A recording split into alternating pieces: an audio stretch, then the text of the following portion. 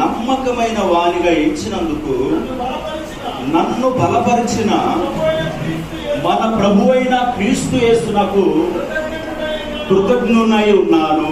హల్లెలూయా. చాలు చాలు చాలు. చూడండి, దేవుడు వాక్యం సెలవిస్తుంది కదా.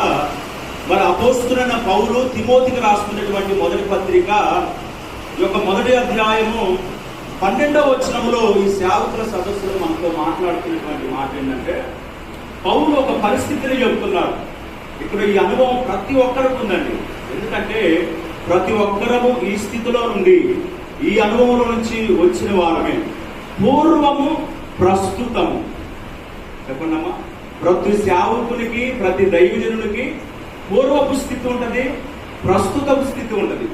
అంటే సేవలోకి రాకముందు ఒకలాగా జీవిస్తూ ఉంటాం. సేవలోకి రాకముందు పౌలు అన్నట్లుగా మనము హింసకులమే, మనము దూషకులమే, మనము హానిహరులమే, మనము చెడ్డ కార్యాలన్నీ చేసిన వారమే.